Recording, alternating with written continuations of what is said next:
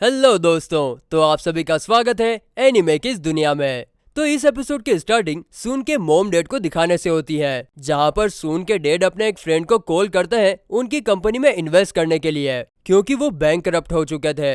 लेकिन सामने वाला पर्सन इस चीज के लिए साफ साफ मना कर देता है। वहीं हम देखते हैं कि ये सब दूर से सून देख रही थी। उसे ये जानकर काफी बुरा लगता है कि मुसीबत के टाइम कोई उसके डैड की मदद नहीं कर रहा है। तभी डोरबेल बजती है और दरवाजा खोलने पर एक सरकारी आदमी निकलता है, जो सून के डैड को इन्फॉर्म करता है कि कल अथॉरिटीज उनकी सारी प्रॉपर्टी सीज करने वाली है, तो वो टाइम पर आ जाए। जस्ट देन हम देखते हैं कि कोई अनजान आदमी ये सब अपने मॉनिटर्स पर देख रहा था। जिसके बाद अगले सीन में हम वेंग, चेन, गुवो और लीन को देखते हैं। वे लोग जंगल में सून से मिलने के लिए आए थे, और जैसे ही सून उनके सामने आती है तो वो लोग उसे देखकर चौंक जाते हैं, क्योंकि उसने आदिवासियों की तरह कपड़े पहने हुए थे। वहीं आगे हमें पता चलता है कि सून अपनी फैमिली के साथ एक केव में रह रही है, जो कि असल में उसके पूर्वजों की प्रॉपर्टी है, क्योंकि सरकार ने उसकी सारी प्रॉपर्टी सीज कर ली थी और अब बस यही बची थी, इसीलिए वे लोग यहाँ पर रह रहे हैं। ये सब देखकर वेंग सून से पूछता है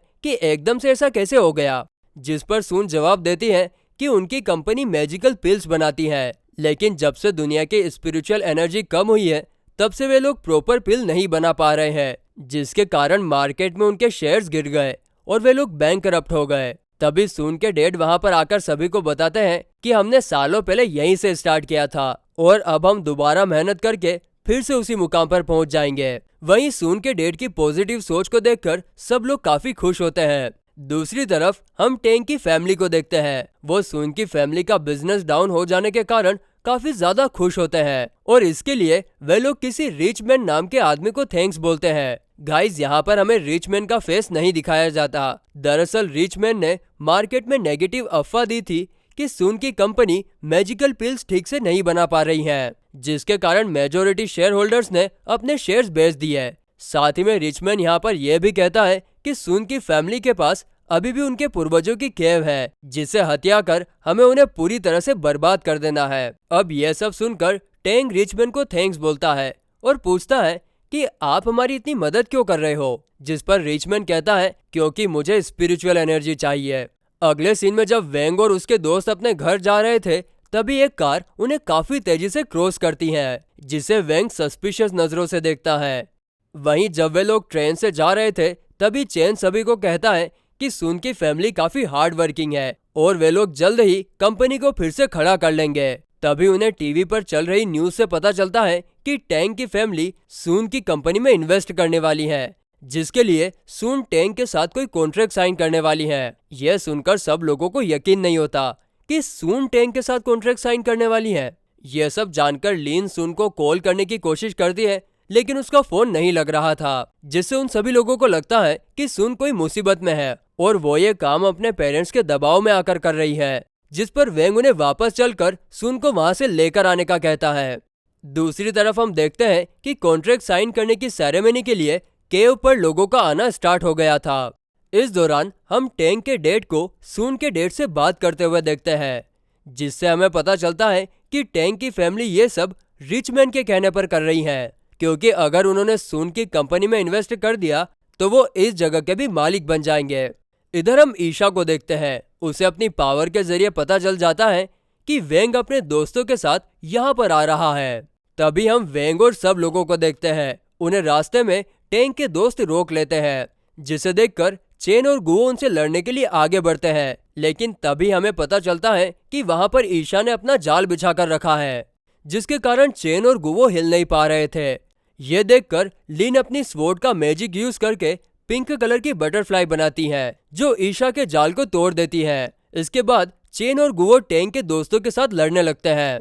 वहीं लीन भी ईशा की तरफ जाती है, जिसे देखकर ईशा वहां से भाग खड़ी होती है।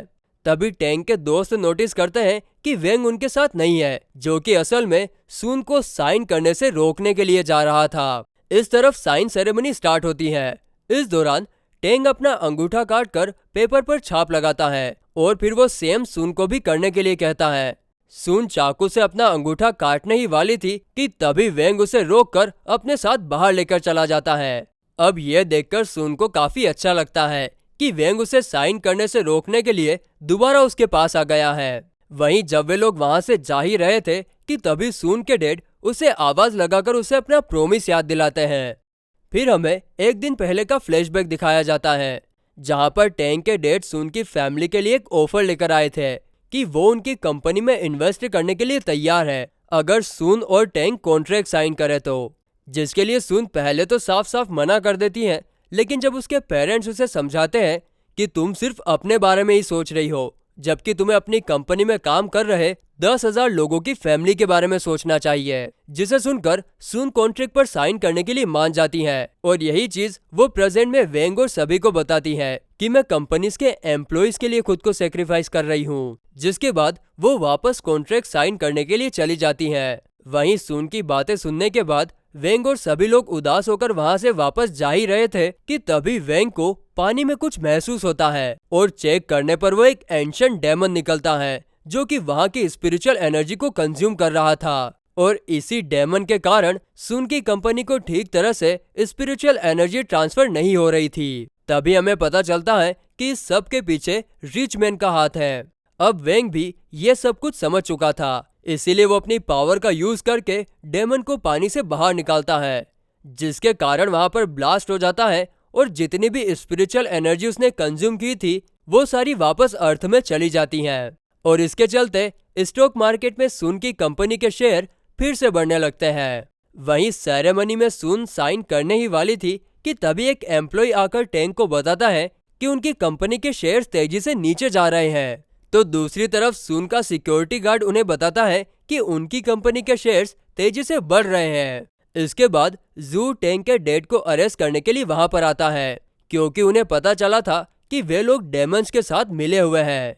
वहीं एपिसोड की आखिर में सून झरने के पास वेंग को देखती है और समझ जाती है कि ये सब वेंग ने ठीक किया है। और फिर वो वेंग को एक खूबसूरत सी स्माइल देती है। और इसी के साथ ये एपिसोड यहीं पर एंड होता है।